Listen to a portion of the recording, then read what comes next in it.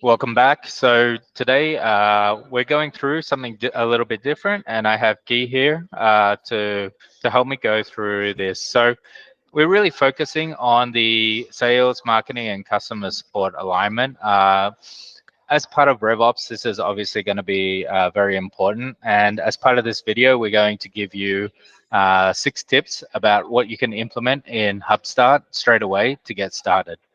So my name is Scott, working at HubSpot, and we focus on helping businesses implement RevOps as well as how to align their AI strategy within HubSpot as well.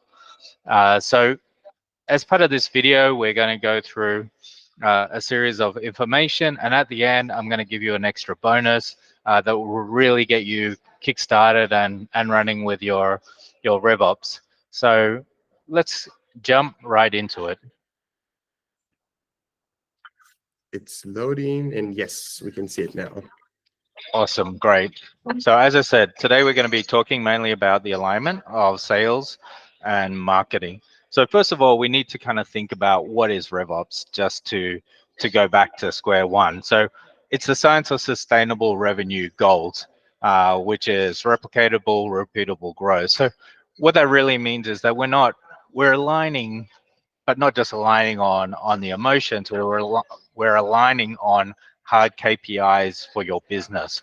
So from a scientific point of view, we're trying to create an optimization strategy where your sales, marketing, customer success is really thinking about how the growth will be, and that alignment is reflected in your revenue, your customer satisfaction, and different KPIs that you're going to measure. To measure it will be the check and balance to know if your alignment is actually working or is correct. So this is the methodology we're using for the RevOps. And when it comes to the alignment, we're really talking about, what is the business model, of course, your go-to-market strategy. So you're going to be aligning around your GTM strategy. So you need to make sure that you have your GTM strategy in place. So you know how that information is going to flow through, how the buyer journey works, and all the information is going from the marketing side to the sales team, and obviously to the customer success team. The other aspects we're going to be talking about here is the growth model, the data model. So the alignments, as I mentioned, need to come from obviously your strategy, but your strategy needs to be measured, and how you're going to improve your strategy needs to be measured so you understand what impacts what. And in general, I think I already covered this, but as I said, in the RevOps, we're really just talking about the sales, the marketing, sales, and the customer success. So what are we actually trying to measure? Now, this is a key important factor, because things can be different. For example, marketing generating a lot of volume may lead to more sales, but may consume more time. You may align the conversion rates, which maybe allow for more efficiency, which allows for the future to invest in more volume. Or you may evolve in looking at the time elements, which means shrinking the time between marketing and sales to create faster sales cycles, which will then compound and then increase your marketing and your sales effort, and rapidly increase your revenue because your revenue cycles are much quicker. So normally we view this as the bow tie model, going from different people have different labels, which is why we create the CR1 to CR7 to standardize the mentality. But obviously going from your awareness, education, your selection, onboarding, impact, and recurring impact. So CR1 to CR7 is your conversion rates. So you need to think about what is your current conversion rate, and if you're going to be aligning, how that's going to impact your conversion rate and what conversion rates it's going to impact. And you want to be aligning in a way where your sales and marketing team are looking at the same information, the same data. There's no point in increasing a CR1 if it decreases a CR3. So getting a lot of people onto a landing page or a lead magnet and then failing later on because they're not relevant people. So it's about looking at the whole orchestration, the whole big picture of the conversion rates. And within this diagram, we can see the CR1 to 7 is your conversion rates. Your delta T is the time element, the time that's taken within each of these conversion, which is another element that you can kind of look at, evaluate, and see the impact of the alignment. And VM is your volume metric. So going from VR1 to VR8 in each of these stages is how many people. So through this calculation, you can see where you are, what's working, what's not working, and which type of conversions or time or volume metrics that you want to increase or decrease through the pattern. And this is just the standardized way of viewing the metrics. So you can standardize it and work out where your calculations are, and you can set your SLAs, you can set your KPI measures, you can set your commission, you can set your targets, all based around the success of the conversions. So we're going to give you 6 tips that you can actually action right away in HubSpot. And I'm just going to run through them quite quickly right now to understand the purpose. So first, how to set up your global KPIs. So those KPIs we're talking about is the KPIs from the last slide. How your KPIs for your sales, marketing team, and your customer success team, how they're viewing those global KPIs and how they're reflected within each of the team, and conjunctly how they work with all the teams together. So everyone is aligned with the same ideals. The SLA, service level agreement, is how your teams are working between each other, what they agree, what their contract is between each team, and how that's going to satisfy.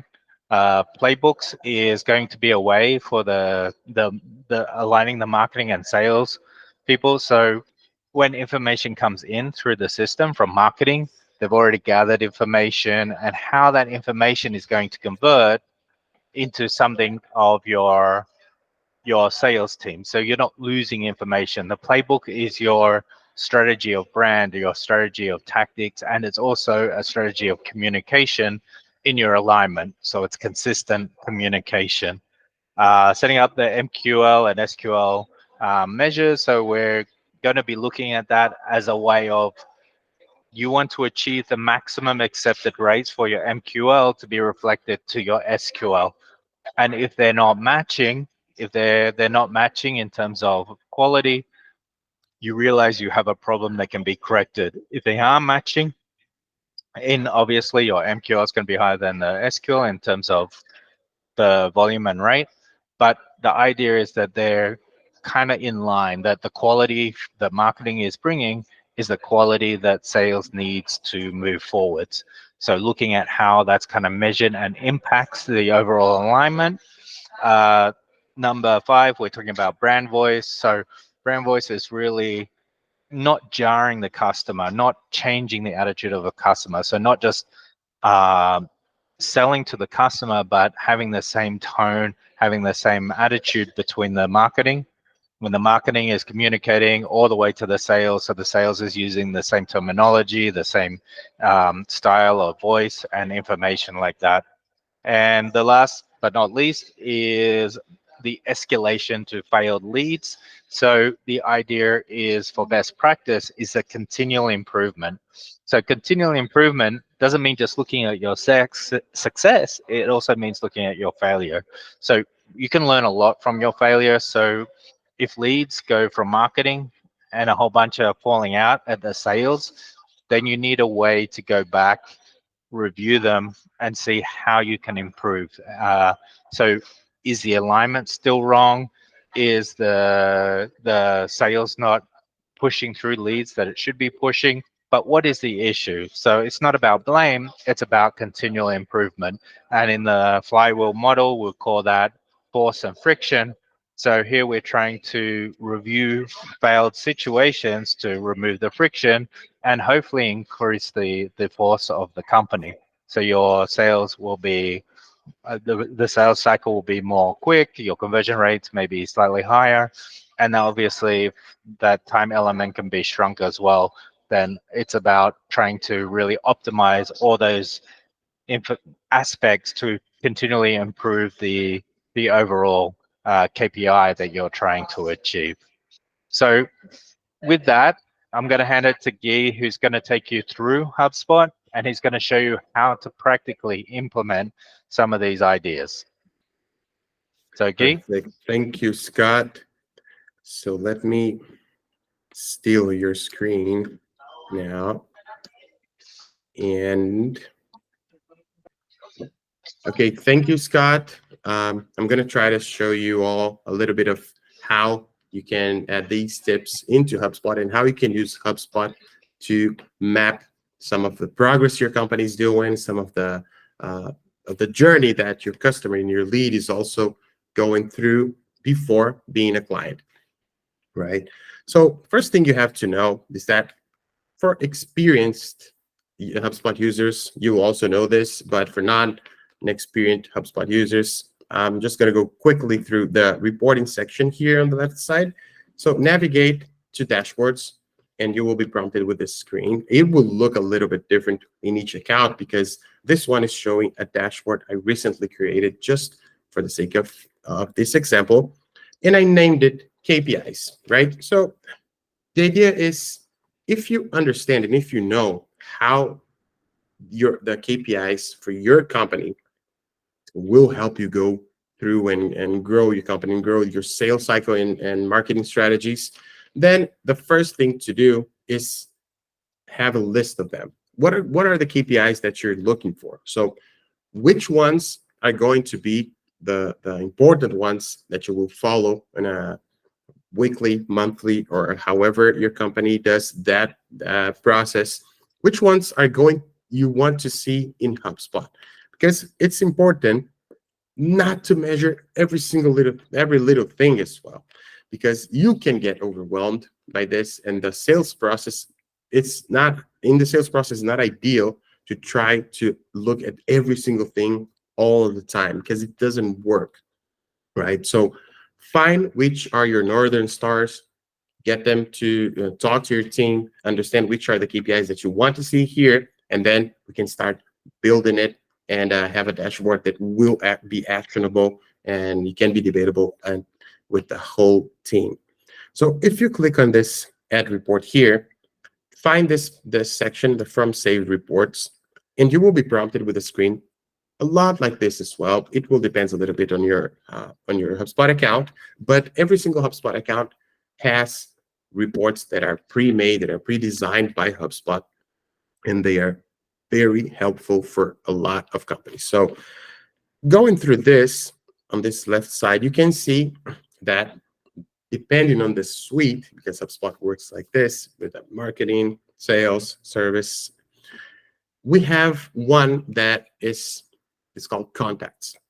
Why? Because this is a very important piece of information in your CRM. I would say the most important information on your CRM, which are the human part of it. So whenever you have contacts, and they can come in by filling a form in your website, or you can import them because you met them at an event, for example, or you can create them manually.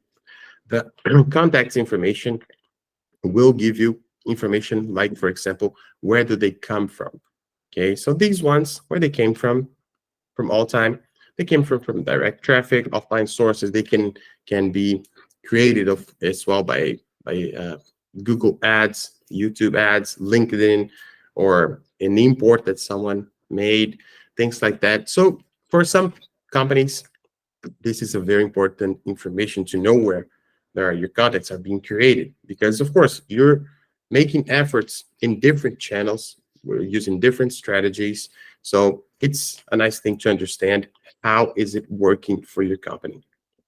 And of course, you have the total number of contacts, which will guide you to understand, are we creating as much contacts as we need to? Are we filling our funnel, or at least the entrance of the bow tie strategy Scott showed you? Are we having enough contacts to work with? And so this is just for the start. And then, of course, we start to try to understand the quality of those contacts. how good they are, how hot they are, how qualified they are, so marketing can transfer those contacts to the sales team. Okay, so whenever you're here on the reports, you can try figuring out which one of those reports works for you. HubSpot's got a lot of those, and I would like to go through with you through a couple of reports that can be very important for your business. So one of the KPIs that a lot of people and a lot of companies will use is the deals created, for example. Why is that? Because whenever you're doing any strategy and marketing strategies and you're trying to bring a lot of contacts and leads to your company, you of course need to understand whether they are a fit or not, at least on the first and basic side of it. If you understand that they can be a good fit, you should create a deal for them, right? This is mainly in some companies, this is where you will send this contacts to the sales team so they can work on this deal. They can call the contact, they can send them emails, they can try to schedule a demo or things like that. But whenever you create a deal, most of the times for most of the companies, that means that you understand this contact is ready to be worked. Meaning that you understood that the company may need your service or your product. This contact understand who you are. This contact came in and found you on internet or got referred by someone. So you understand that first, you have the possibility to talk to them because you have their contacts, you have their permission as well. And of course, you understand as well that they can and they may be a good fit for your product or service. So imagine, for example, that you have a few landing pages going around, running some ads in different platforms, and you're getting contacts created in your CRM, but you don't know how hot they are, how qualified they are, or how they got there in the first place. You will need to have a conversation with your marketing team to make some adjustments, right? What kinds of adjustments you can make in this case? I don't know, ask different questions in the forms, having them go through different landing pages so they can understand what you're offering, the value of your service, of your product. So marketing will try to get more information from the contact every single time. And every time a deal gets created means that you already have that information that you first wanted to have, right? So the sales team can work and know who to talk to. Am I talking to a decision maker, for example, or am I talking to just someone in the company that landed on our landing page and doesn't really know what to do? Am I talking to someone I can schedule a demo, or do I need to find someone in the company that will need this demo? Is it a technical person? Is it an administrative person?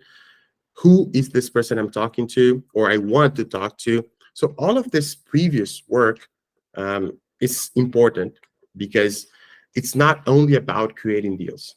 You can create 100 deals a week, but if you send them to your sales team and they're only closing one, something's wrong with that. And we're going to show you as well how to address this issue and how to keep on this constant improvement to understand how can we bring better contacts, better leads, how can we qualify them better as well, so we can send it to the sales team, even better deals created. So sometimes it's the amount.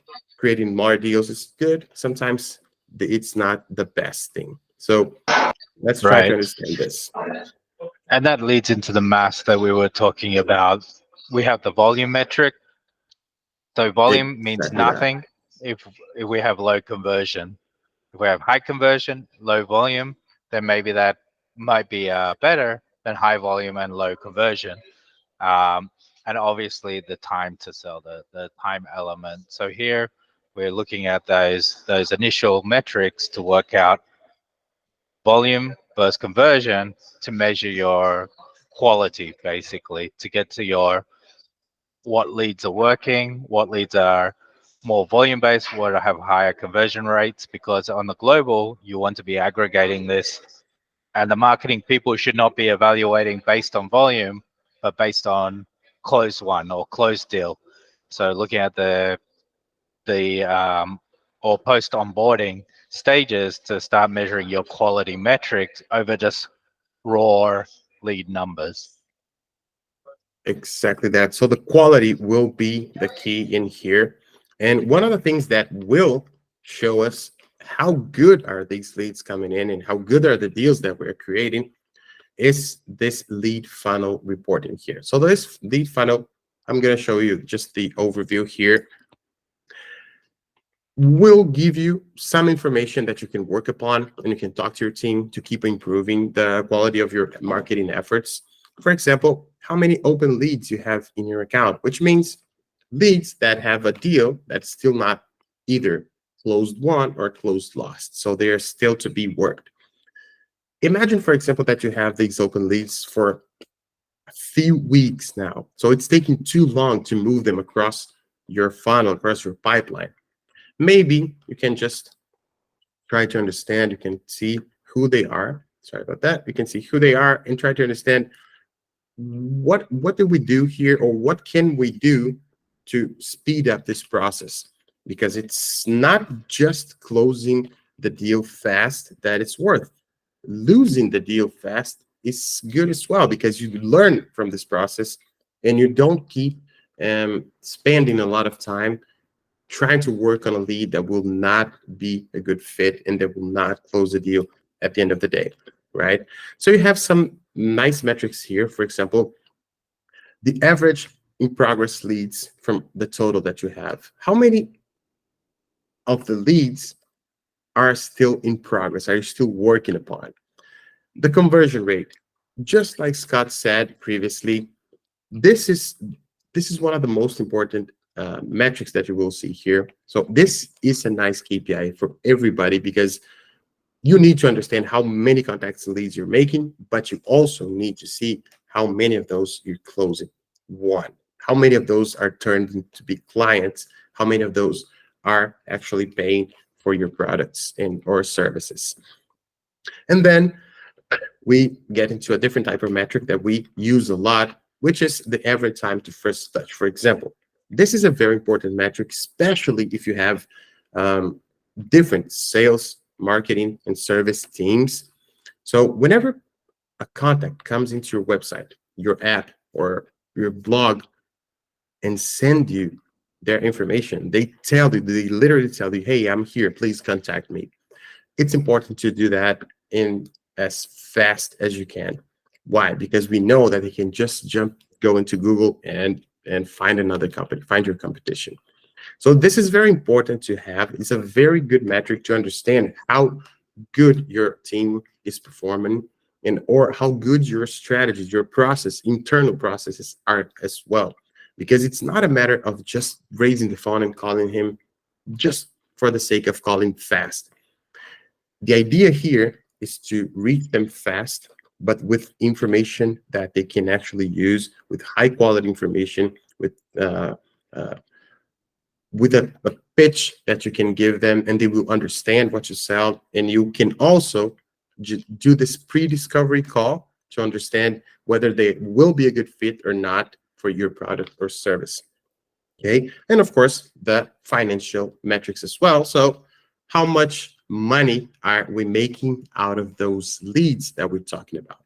Okay, you can see this in horizontal bar progress. You can even change it for maybe vertical bar, line area, but the idea is to see your metrics right here in this report that HubSpot can bring you out of the box. And of course, the conversion. So you can also see the funnel, what's going on with the funnel, how are we converting? So just like we said, we saw on the bow tie, CR1 to CR7, it will depend on your internal process, but you will be able to see conversions in these conversions just piling up in here and understanding how good is your process right now. And a different one, which is a very good one, which Scott mentioned as well, is the velocity. Okay, we also need to understand in our process how good is our process, because it gets to one thing. When a lead comes in, they come in with a need, right? They have some doubts to be solved. They have a special need to be, a problem to be specifically solved. And you need to do this fast because they have a problem in their hands. If the lead comes in and you don't give this particular contact enough information for them to understand if your company can help their company, they will look for your competition. So in every single stage of your pipeline, your discovery call, your exploratory call, you can move them. It does not matter how many stages you have mapped.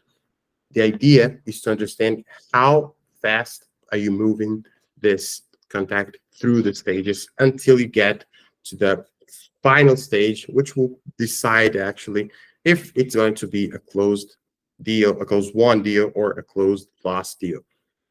So knowing how fast you move this person through your stages can give you a lot of information. For example, to understand if your process has room for improvement. If people are stuck in the third stage, for example, to move to the fourth one, what can we do better? Do we need to create different types of content for that? Do we need to make, do we need to train our team in a different way? Do we need to deliver a different type of information? Is our demo working? Are people understanding our value proposition? Because you can understand this quality of your process by looking at the velocity at which those deals move in the stages, right? And of course, when you get there, you will also want to see the outcomes for it. And one outcome that is really, really, really important, this is for every company, are the deal loss reasons. So in HubSpot, you can map why this particular deal was lost. And HubSpot will try to tell you, okay, last month, the main reason for your loss reasons, for example, was the budget. The clients and the contacts, the leads, they told that they had a budget problem. So if you understand this and you look at, okay, the last month we had all of these reasons, all of these customers, these potential customers telling us that they don't have enough budget for our products or services. So this is a problem. Why? Because we're reaching contacts that we don't want to. We're reaching people that cannot afford our solution, or at least they cannot afford it now. So what can we do better since the beginning from the marketing side to try to reach different type of audience and try to get this information previously? You can use LinkedIn. You can try asking this in a form. You can give them benefits in exchange for that information. You can do a lot of things to understand whether this particular lead, has enough budget to move forward with this with your company right now. So have understanding what are the reasons that made your company lose this deal is really, really important for every single company. And you can have them mapped right here in HubSpot, right? So one of the things you will need to do to have these reasons in place is to understand how it works. It's really simple. I'm going to show you this in 1 minute. First thing you have to do is, right here. First thing you have to do is know that this is a deal property, okay, the close lost reasons. But the close lost reason right here, it's a multi-line text, which means that the HubSpot user will type in whatever they want, however they want. They can just type a whole paragraph, just one line, just one word. So it's not very standardized this way. It's useful, a lot useful, but I will show you a way that this is the custom part of this tip that you can do this. You can just try to create a property. You can add this deal property to the deal information, for example, or the deal stage properties, deal revenue. Depends on which group you want to add. It doesn't make a lot of difference. Technically, it makes zero difference to what we're doing now. So you can label it, for example, closed, lost, reasons, detail, for example. And try to select and make this as a drop-down select option or a multiple checkboxes. So, for example, your reps can choose 3 or 4 out of reasons for that. So if we have multiple checkboxes, for example, you can add this budget, timing. It was not a great timing to contact those. You can not fit. You can add your reasons for losing a deal, right? So this is important because you will add the reasons that you and your company decide that you want to have. And after you create it, the reps and whoever is working on the deal can only choose from those particular reasons. Why is that important? Because you can have a report that will map those and only those reasons, and you can see how many of the lost deals are by budget, how many of those are by timing, and you can have reports that will give you more information and a lot better information because you will not have to read all of the reasons when the reps type in, for example, a whole paragraph of a lost deal reason. Okay, so understanding these KPIs and how they look in HubSpot is important. You can do this using the out-of-the-box solution from HubSpot. You can do something custom, just like we did now, and you can have hybrid options as well using custom and also the pre-made ones from HubSpot. And So, sorry, keep go going. ahead, Scott. Continue. Perfect. So we are going to jump into another tip right now. Let me add a couple of comments here. From a RevOps Please. point of view, we want to be looking at those top level metrics, as we mentioned. Let's take that lead conversion rate that Guy showed us earlier on. So it's about working out your mass model. So if you have let's say you decide that most of your selling is actually done in your customer success. You have very low value profit product, or maybe even you're making a loss in the sense to get them into your pipeline, to get them onboarded to whatever your product or service is. But then you're putting all your energy in the customer success to upsell, to cross-sell. This is where you're generating most of your profit. So you need to understand that whole model between your sales, your marketing, and your customer success to actually get meaning out of these numbers. If you don't have that strategy, then you'll just be fixating on what is my conversion rate, what is my volume number or my time to market. But if you don't know your overall objective, it's going to be a number that's not going to make more sense. So if you're offering a high value product and there is no on-sell capabilities, then you have a lot of buyer resistance, and you're going to have very low conversion rates. Then you're going to be spending a lot of time on your top of funnel, and you're going to need to look at your metrics at the top of funnel. But if you're a company, let's take HubSpot. I think HubSpot is a great example. HubSpot has very low entry products, so $50 a month, I think, is their minimum product. So their strategy is to lower the buyer resistance to enter the market. So on them, they actually pushing. They're generally not upselling. They're trying to push to a low entry market point. So they're trying to get their volume conversion rates up in the sense to get to the point where they're going to qualify that lead, and then they're going to be spending their effort into the later on down the pipeline. So for them, maybe revenue is not the core metric. It's not important, but the loss still is, to make sure that they're aligning what their buyer journey and their product is to it.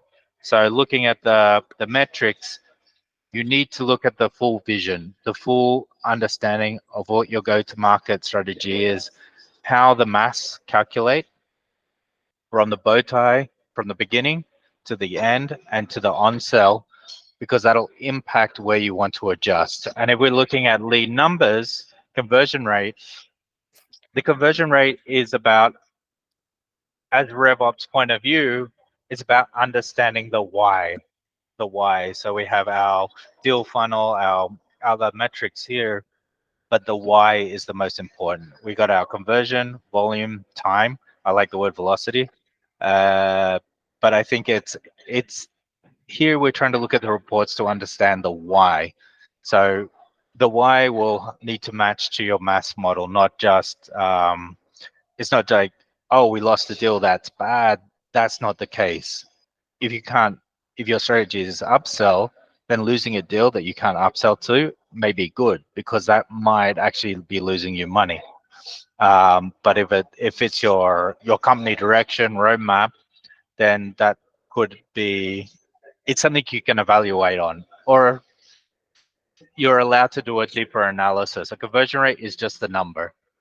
How that number splits out over the whole bow tie model, over your whole mathematical strategy, then that's what's going to be key in all these reports. And HubSpot definitely tries to bring all these reports to allow you to see those numbers and then drill down into it, drill down into it more and more and more. So numbers without reason are just numbers. But once you have the reason behind the numbers, now you have the ability to say what is a good number and what is a bad number and why is that happening. That's exactly that. And I think a very good word to link all of this that we're talking about is control. If you have control over the information that you can generate, the quality of the information that you can have in reports, you will understand how your company is working and how your sales process is working as well. And one of the things that control makes a lot of sense for us is the SLA, which is another tip that we have for you. Because SLA, I want you all to always remember that it's not only about time frame. It's not only about getting people to answer that in a certain amount of time, to get the first response, to get the closed ticket. It's all about the quality. It's a quality of the lead that you will send to your sales team. Okay, because if it wasn't by the quality, the marketing team could generate a ton of contacts using different strategies and just send them over to the sales team. But what would happen is that the sales team would pick up the phone, would send an email, and a lot of those would just answer, I don't know what you're talking about. I don't know your company. I don't remember your company. Maybe they clicked on an ad in LinkedIn or Instagram or whatever by mistake. Maybe they did not understand what marketing team talked about, and they found it interesting, but just that. So when they get to the sales team and the sales team says, "Oh, this is not working. We're losing a lot of time during the day just calling people that doesn't even know what we're talking about." So when you think about the service level agreement, think about quality. Okay, this is having the control over who you're going to handle over to, from marketing to your sales team, because this matters a lot. It's a lot better to keep a lead in the marketing nutrition, in the marketing cycle, until you understand or until you know that they're ready to move on to the sales team. Okay, because the sales team will have a lot in their hands trying to close deals and trying to make demos and trying to drill down a lot more into the customer's mind, because they need to understand as well that, is this going to be a good deal for the company? Is this going to work? Do we have a possibility of closing the deals for real, or this is just someone that just came to look? So having this SLA in place is very important. And in HubSpot, you can make a basic configuration for the SLA. You can access this by accessing the settings, then inboxes here, and you will see this particular menu, this tab here. So SLAs. In the case of HubSpot, you will be able to automate and to to have more information on the time frames in that. So you can, for example, configure your SLAs to be applied on 24/7 way, or you can have the operation hours, which can be configured in HubSpot just by clicking here on your team's operation hours. So let's say we have a 24/7 team. Some people are in a different country than others, so you have enough time zones to have a 24/7 team. You can set the limits right here, right? So the time for the first reply. We talked about this. This is important, but it's not just about picking up the phone and calling the client desperately, just to beat your colleague in who gets there faster. It's not about that, right? So HubSpot will help you map this time, will give you information on how fast your team is responding. And this report that you will get, this information that you will get, will fuel your meetings to understand how good are the first replies as well, right? This is just an information that will also, this is a very important KPI to help you understand if you need to make any changes in the team, if you need to make any changes in the process. But have that in mind, that the quality of the first response is important as well. So let's say for this inbox, which is called inbox, someone sent us an email saying, hey, I need some help with HubSpot. And we look at this ticket and say, okay, that doesn't say much. Need help with HubSpot. Okay, let's try asking this particular lead what kind of help this particular need needs. So I will apply this SLA to all tickets in this inbox. Why? Because you can filter tickets as well. Filter tickets by people wanting to buy, people wanting just service. They're already clients, but I want this SLA to be applied to all of the tickets in inbox. So my service team, my sales team, and even marketing team sometimes, they need to answer to have the first reply in the same amount of time. My limit will be, let's say, 3 hours with that we have to reply that. And if it's over 8 hours, it's overdue. So HubSpot will send us an email, will flag this so we understand that, whoa, there is a ticket that is overdue, right? It can happen. Or you can base your first response on priority. This works very, very, very well for the service team, for example. So if you have an agency, let's say a marketing agency, and your high priorities are the website is down, or the app is down, things like that, you can have a first response of an hour, for example, and it's overdue in 3 hours. So this is really fast. It needs to be fast. So you can leave more room to get the medium and the low priorities after you solve the high priorities once, right? Or you can just tick this box and not have a limit for a low priority ticket, for example. So having this in place can be a lot of help for your team, and not just the first response. You can do the same thing with the time to close the ticket. Okay, so let's say you know how fast you can solve problems for your leads and your customers. Oh, you can have a time to close SLA as well. So this is important too for sales teams, for the service teams, because everybody will know that whenever a ticket comes in, whenever a problem comes in, whenever a lead comes in, we will understand and we will reply them in a certain amount of time. And this goes for the entire company. Okay. When you have this in place, the time frame that you want, you will just have to click on the Setup the SLA Performance Overview dashboard. Okay. This will create a dashboard automatically for you with, I think it's 7 different reports, six reports that to make you understand how fast is your team moving and how good are they doing their job in answering the leads or the customers.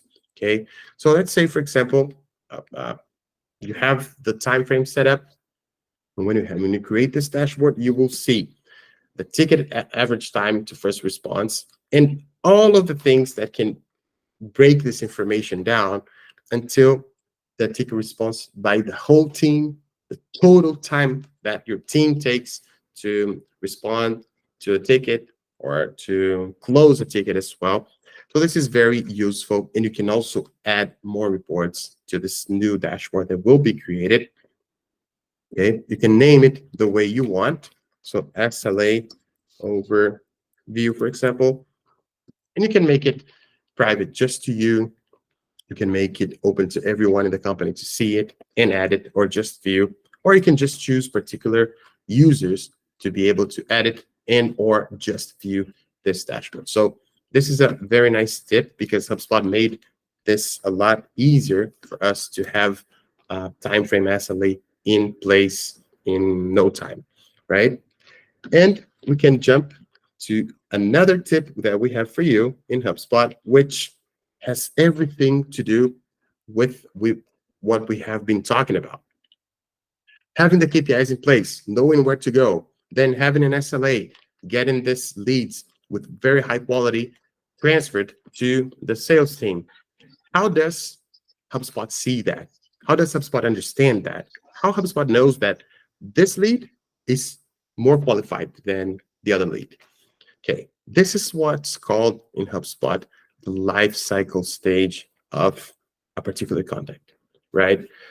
Contacts can just send you a form in your website. For example, they can subscribe for your newsletter, and they leave their email, but you don't know their name, you don't know anything else about them, and you said, okay, I will have to keep on working to extract, to get more information out of this contact. So this information, when they subscribe to your newsletter, they can be treated as a very cold lead. Or if they send you a big form in a landing page, a very specific one, where you show all your value proposition, where you show how can you solve their problems, and you can understand that this lead is a lot more qualified than just subscribing to the newsletter. Why? Because first, they understand, they read what you had to say about your service, about your products. Then they took the time to fill a form giving you their not only their email, but their name, their company name, their phone, and they answered how many employees the company have, how many, in which countries did they operate, what kind of work do they do. So you're getting to know a lot more about this lead, right? In HubSpot, you can automate a big part of that just using out-of-the-box features, right? So whenever a contact or a company is created, you can set their life cycle stage to be a lead. They're just a lead. You don't have any more information from that. Or for your company, for your process, you can treat them as marketing qualified leads. Straightforward. No problem with that. It depends on your process. It depends on how qualified you think they get when they are created into your CRM account. And of course, you can change a lot of these things. For example, okay, we have that information from a lead that came in, and we understood that this could be a nice fit for a company. They can use our products, and we are going to create a deal now for this particular lead. Then when a deal is created, you can also automatically change their life cycle stage. They can now be either a sales qualified lead, so the sales team will work on this lead. They can be an opportunity, straightforward. It depends on your process. The idea here is to understand that this can be automated, right? And also, you can sync the lifecycle stages from companies, between companies and contacts. So whenever a company moves its lifecycle stage to be an opportunity, for example, all of the associated contacts will be turned into opportunities as well. Because it doesn't make sense if you have, sometimes it does, but for most of the companies, it does not make sense. The company, which we understand as the point of contact that we're talking, someone representing the whole company. If this company is an opportunity, why their colleagues are not going to be opportunities as well, right? It makes sense to move them all along if your company, if your process works this way. And of course, when we have a closed won deal, they are automatically turned to be customers. So you can see in the reports how many customers do we have, where did they come from, did this particular customer or this set of customers who came from a Facebook ad, for example, how much revenue do they bring, how long do they take to jump into the first stage, to the first part of the sales cycle until the closed one. Are they closing deals? Are they faster in this journey? Because this can be analyzed as, first, either the channel works best for your company, which is not always true. It won't be changed by the channel itself, but you can see this as internally you're doing a better job in this particular channel. So what kind of communication are you doing there? What types of ads, what type of content that you are providing, or type of, even if you talk to them over the chat, over the messenger chat, for example, are you doing a better job in this particular channel and leaving other channels behind? You can try to see these types of things when you automatically set the lifecycle stage for contacts, right? Because you understand how many opportunities do we have in the account, how long are they in there, for how long they have been opportunities. Are we slow in moving them into customers, or are we doing this the way we expected, in the way that is a healthy way for your company growth to move them from opportunity to customer? So this particular setting here, the lifecycle stage, is really important in HubSpot. It can help you by automating this process here. And you can also, of course, set your own lifecycle stages. By default, HubSpot, it's got subscriber, lead, MQLs, SQLs, opportunities, customers, and then at the other part of the bow tie, we got the evangelist and we got other. So we can add stages, we can keep on adding, we can take a few out, depends on your process. But if you look at the bow tie model, you'll see that they come in here as maybe subscribers or leads, and the conversion rate that we get, the conversion metrics that we see, will try to move them until they are a customer, and of course, more than that. Yeah, and I think one critical thing here to mention is that, we recommend like you have all these stages mapped to meet to get your core metrics, to make sure you're getting the right conversion rates, and making sure that each of these stages are extremely well defined.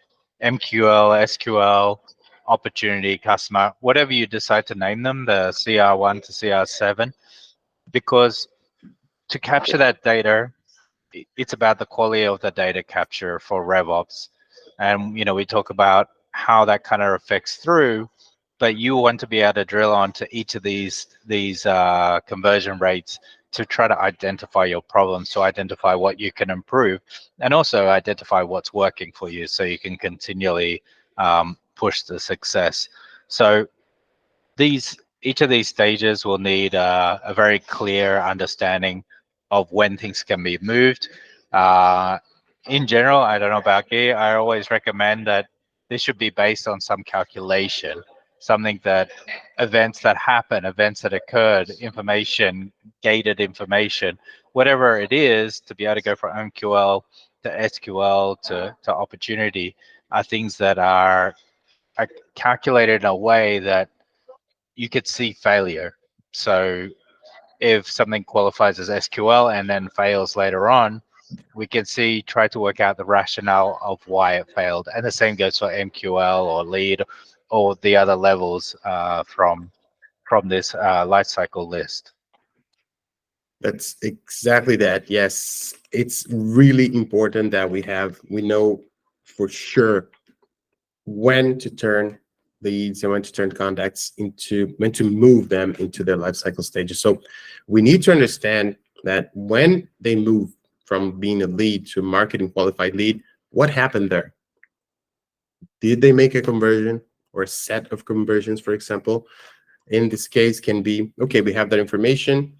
If they schedule a demo, for example, with your company for your own particular process, it can be that, okay, they want our demo, so now they're a marketing qualified lead, and we have an opportunity to talk to them, understand their needs, show how our product or a service can help their company, can solve their problems.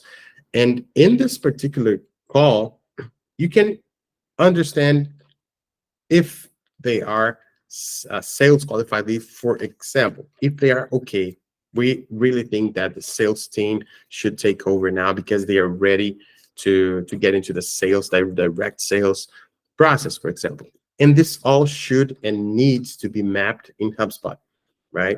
This automation will help you not having to do this manually. So in every call, you don't need to change these life cycle stages manually, or if someone forgets, for example, to do that, HubSpot will help you do that. But to have a list of all of the life cycle stages and understand what makes a lead jump over the different life cycle stages that we have is really important. And I have something for you right here in the automations. Excuse me. There's a way we do this combined with HubSpot's automation, out of the box automation, and our own automation as well. So what I'm going to try to show here is a very fast and simple way of moving leads through these different life cycle stages that we have. So you should start by creating a workflow, and they should be contact based. Why? Because we are moving contacts throughout different life cycle stages. Excuse me. I know that you can say, oh, but companies have life cycle stages. Well, yes, we know, and we can do this for companies as well. But this is my professional tip for you. Try working with the contacts first, because they are the human beings that you will need to talk to. They are the persons that you will send an email, you will call, and they are the ones that went into your website or your blog or your podcast and heard. It's not a company. The company is just a definition of this group of people that you will work with, okay? So try working with the contacts first, then you can move to the company. It's a lot better, at least in my experience, right? Let's say, for example, this is a very simple example. Let's say that when someone reaches my website or my blog or my podcast, we tell them, okay, now that you know us, and now that you saw us, we have a few offers for you. And in any way, we can send them a link to a particular landing page that is not indexed by Google, that is not on our website. It's just a link that we send always. So it's a little bit hidden. And in this landing page, we have a proposition value that says, for example, we can offer you a month of consultation for free when you hire us for 6 months. Let's say that. But it's just this link that we just send it to people. They cannot find it in the internet. So you know that when they get this particular link, you know that they knew you from the beginning, because otherwise they would not have access to this particular page. So you say, okay, in your conversations with your marketing team and your sales team, you define that whenever a person sends this particular form to us, they are considered a sales qualified lead, for example. We need to move this person right away, and this will create a deal, and this will be sent to the sales team right now, because this form for us is really important, and it maps the fact that this lead is now turned into a sales qualified lead. So when this happens, when this person sends this particular form, can be mapped, for example, like this, when an event occurs, okay? Actually, the example from HubSpot is exactly that, when the contact has completed a form submission, which we will choose from here, okay? Which is the criteria, is a form submission. Then we are going to refine our criteria here. It's not about any form submission. It's just a specific one that we need them to fill. So we can add a criteria here. And in the form name, we can specifically tell the workflow that if the lead, if this person filled in my request quote form, then I'm done here and I save, then this workflow will be triggered. And will be triggered to do what? We are going to internally move them their lifecycle stage. So after they get triggered by submitting this particular form, we are going to add a task here, which is on the CRM side. We are going to set a different property value. Which property are we going to change? The lifecycle stage, right? So we're going to set the lifecycle stage to be sales qualified lead. So what happens here is that whenever someone fills this form, they will be turned to a sales qualified lead. And this is just the basic from the lifecycle stage changes, but we can also, for example, we can create a deal for the sales team, right? So we go to the CRM again, and we are going to create a record. Which record are we going to create? In this case, a deal, right? So we want the sales team to know right away that they have a deal, that we have a new SQL in our hands to be worked. So we're going to create a deal, and we're going to, you can either specify someone to be the owner of this deal, or you can leave it as the owner of the contact to be the owner of the deal as well. It depends on you. And you can choose as well the contact owner. You can give, actually you need to give this deal a name. So let's say, for example, request quote form submission. And it can be, so whenever someone looks at the pipeline, they can understand, oh, this one came from that particular form. You can give any name you want, and you can even use properties to change the name dynamically. For example, let's say that in the form, they send the information email. So you can look for email here, and you will have the email from this contact that filled the form in the name of the deal. So you can differentiate, of course, between deals, because if you don't do that, you have a lot of deals with the exact same name, and you will need to change them manually. So you can use properties to dynamically change the name of the deal. And of course, let HubSpot know in which stage of the pipeline should they be in. Sometimes, if you have this form that is a very advanced one, you don't want them to be created in the first stage of the pipeline because it's too early stage.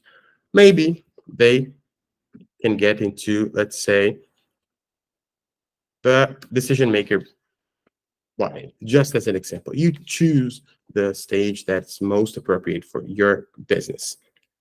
And the close date, you can say, let's say, every single date, the deal that's created would take about 30 days to close. So August 15, let's say, it will be closed on September 16. And if you want to add more properties to it, you can keep on going. If not, you can just go through different options here. Please read them all, but they will just bring you more information. That's what they're going to do. Okay, they're not going to change the deal. And you can save it. So now our workflow will turn this contact, which sent this particular form, into sales qualified lead, and also create a deal automatically in our pipeline. So these are basic things that we can do, but they are very helpful. We don't need to waste time creating manually creating the deals. We don't need to waste time by calling your colleague and say, hey, you have a new deal to work upon. We can tell them that automatically. And if you want to literally send them an email, you can create this last task, which will be in communications, and you can send an internal email notification. Okay, send them to whichever users you want to. So you can send this to your supervisor and to a couple of colleagues, or you can send it to the contact owner, which will be the person that will work on this deal. Okay, so new SQL form submission should be my my subject in this example. You can have any subject that you want, and you can also use properties for that as well. So if you want to bring information from the form submission from this particular contact, you can use it in the subject and also in the body. So hi there, we have a new request quote form submission, and you can give a lot more information if you want to this particular colleague of yours, which is this person has this email, this person is called this first name, and add that last name, that company name, and you can keep on adding more information. So whenever your colleague gets the email, they will know right away which information was sent from the form. And it's very useful for them to have that information in hand and not having to go there and look for the form. So now our example workflow is complete. Someone sends a form, they get turned into an SQL, we create a deal for them, and we also let our colleague from our sales team know that, right, okay, we have a new lead, please work on them, please try to schedule a demo or whatever it is that your sales process requires at this particular moment in time. And Scott, do you have any questions on this part here or any comments? I think it's, you know, it could be based on an event, it could be based on a scoring system, it can be based on anything here. So, you know, whatever the trigger is, I think it's also important that the life cycles are moving forward. So what Gui didn't have here is we wouldn't want this to re-enroll, or we only want this to be when the previous life cycle stage was hit. So it's kind of going sequentially through the process that you want. That's perfect. That's exactly that. And well, since we're talking about this whole sales and marketing process, we already talked about how to set your KPIs, the reports, the SLA for your teams, how to map your lifecycle stages and understand the MQLs and SQLs and how they're turned into the account. Now we have this next tip for you, which is using playbooks to align your marketing and sales team a lot better, right? So we know that we have to send contacts to the sales team. We have to send them those leads, but only qualified leads. And how do we make our marketing team, how do we make our company to everybody be aligned and understand what is a qualified lead for us? We can use playbooks to do that. A playbook is a set of texts, questions, could be images as well, even videos that will prompt in HubSpot user's screen and will guide them into a process, a particular one. So let's say, for example, someone needs to make a discovery call and they pick up the phone and they need to do what a discovery call is, understand the prospect's needs, that information, their services, their doubts, and have this in hand to be mapped into HubSpot. So every person in the company can access this information and understand as well what type of lead are we talking about, how big this is, how good of a deal can it be.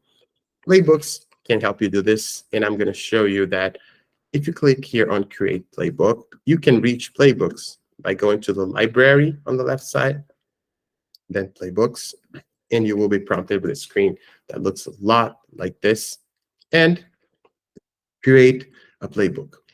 One of the things that I tell people that try using the sales playbooks templates at first, then you can change them. They're not static, so you can delete things inside them. You can add more things inside them, but it's a nice way to start using playbooks is using the templates that HubSpot gives us. So let's say a discovery call playbook, right? Discovery call playbook is really important because this will gather a lot of useful information for the marketing team to know when to move a lead, to send them to the sales team, which to turn them into sales qualified lead, right? So we can create this playbook, and you will see that a playbook, when we're building it, looks a lot like building a blog post or a web page or an email, for example, in HubSpot.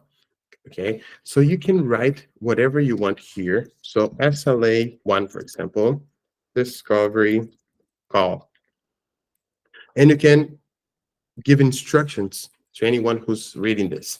The clients, the leads, the contacts will never see this. It's just for your company.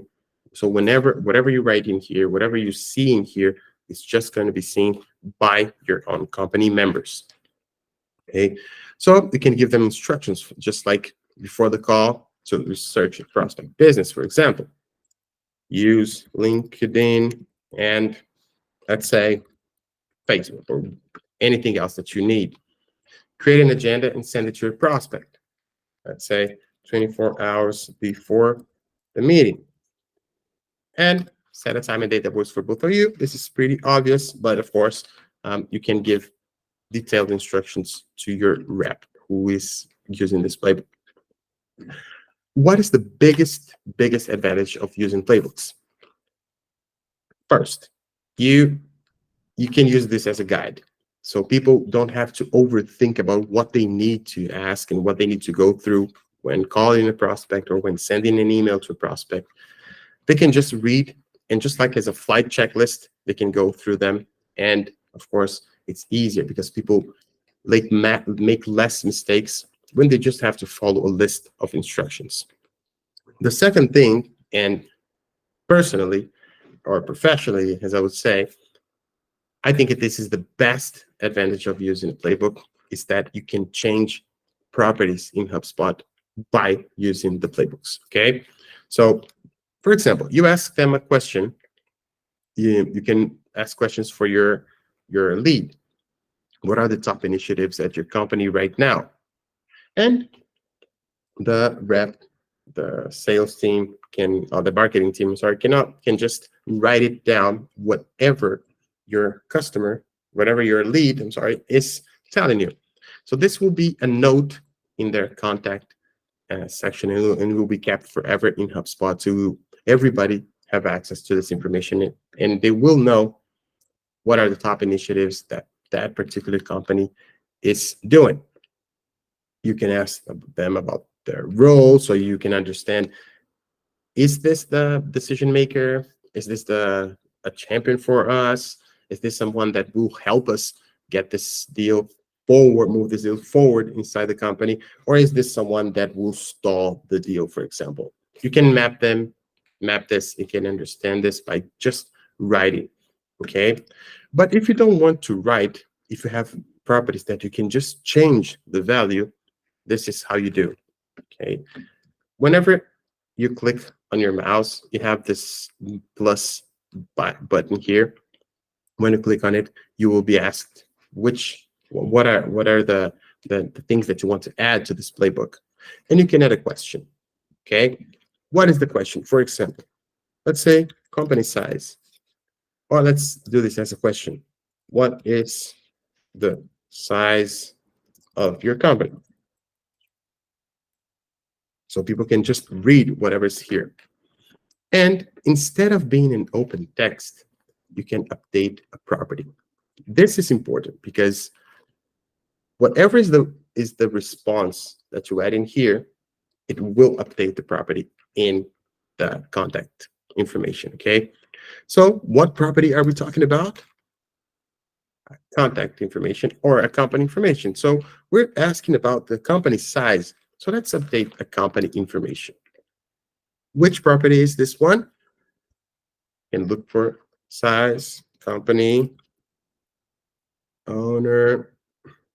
Oh, I don't have that property created, but you need to create a property called company size, and you will be able to update this. So let's update a different one, which is annual revenue, for example. Okay, let's change this to what is the annual revenue for your other company. And here is the annual revenue field, which is a property that will be changed whenever you use this playbook. I just saved it and it will be here. So let me show you how it looks like and how it changes the property, okay? In the settings first, you can map this playbook to be used only over calls, or it can be over meetings as well, which can be held virtually.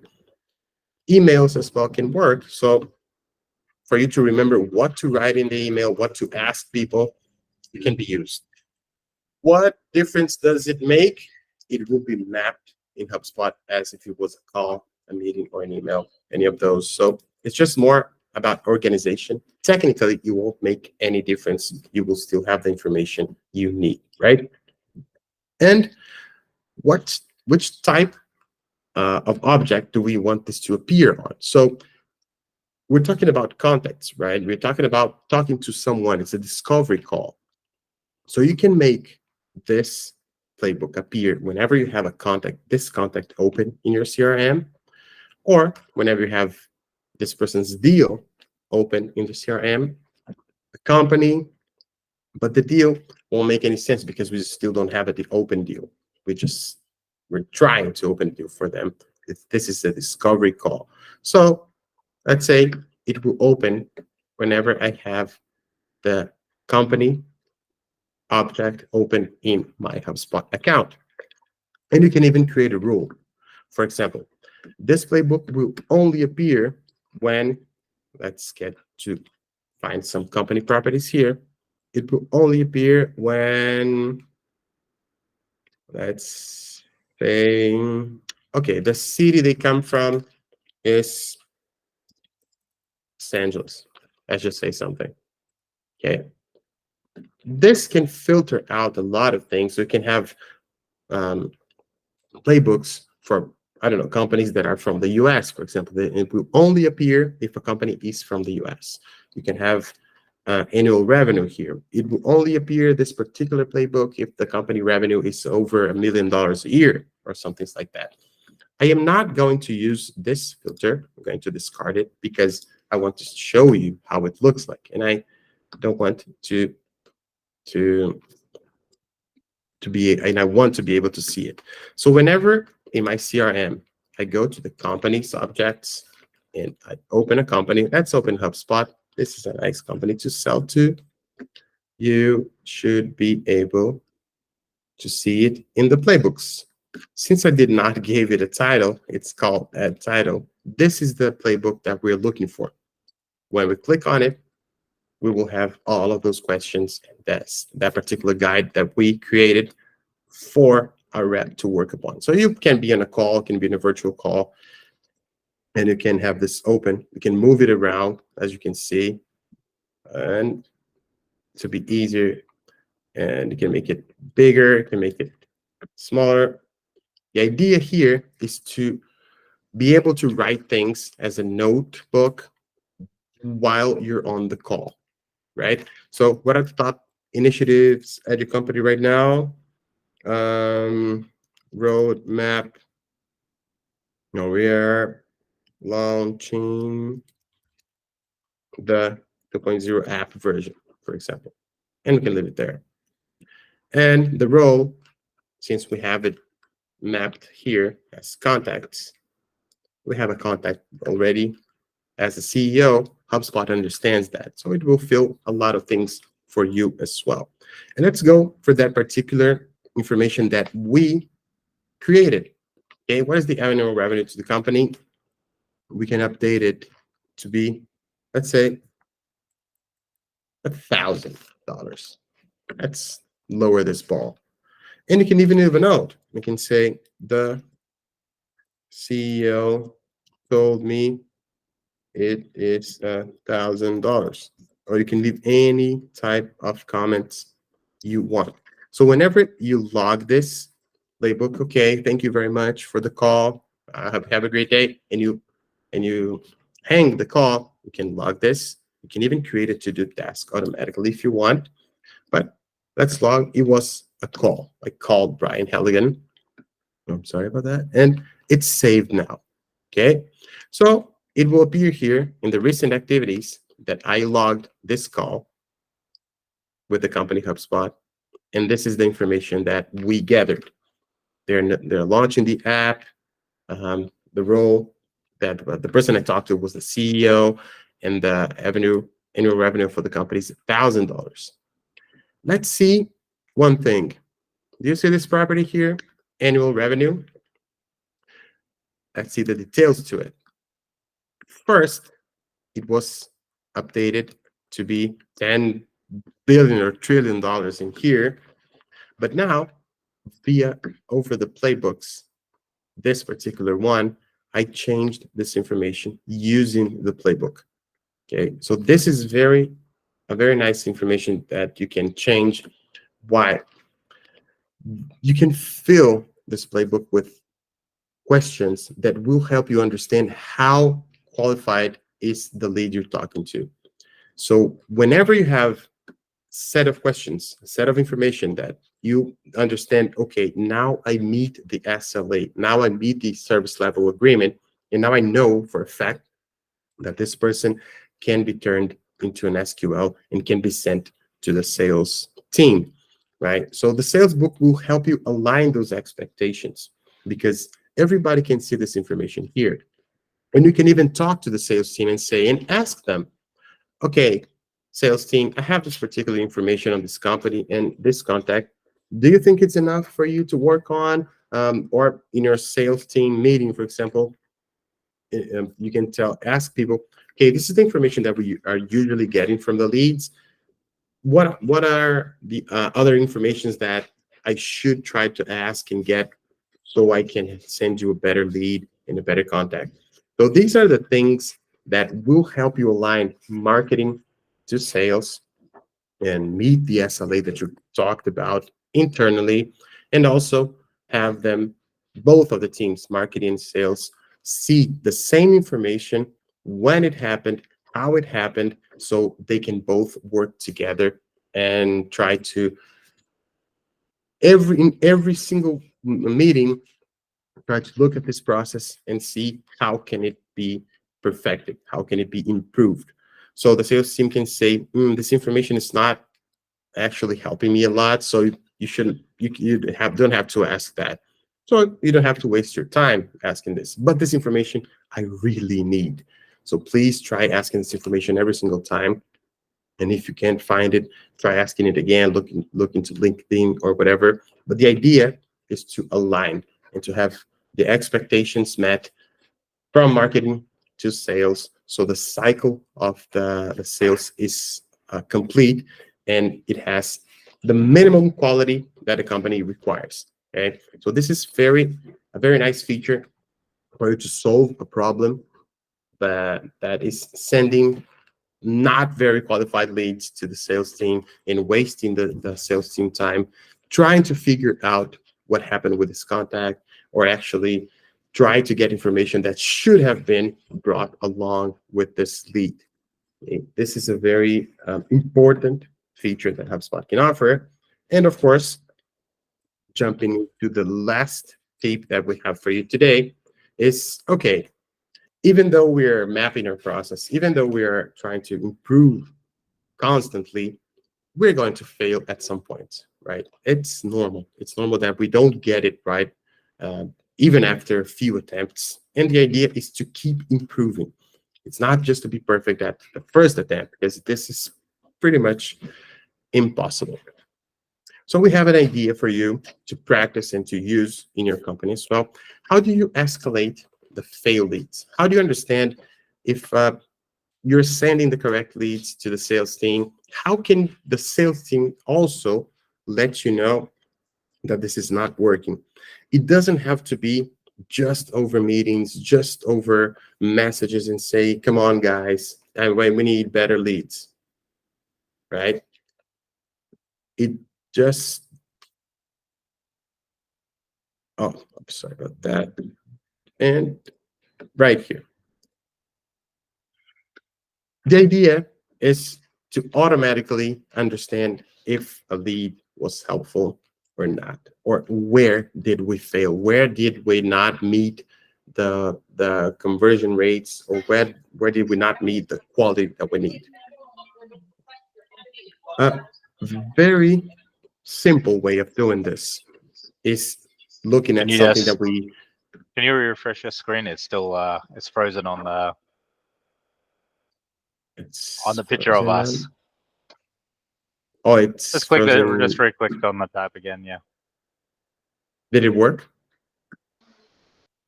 For me, no. Maybe stop it and restart the sharing quickly. I think it's best. And let's see if it works now. Let me know if you can see the workflows. Yes, I can. Perfect. I've only got a few more minutes, so let's get through the last ones quickly. No problem at all. So just to wrap up this idea of quality and having the best leads going to the sales team, let's do something here.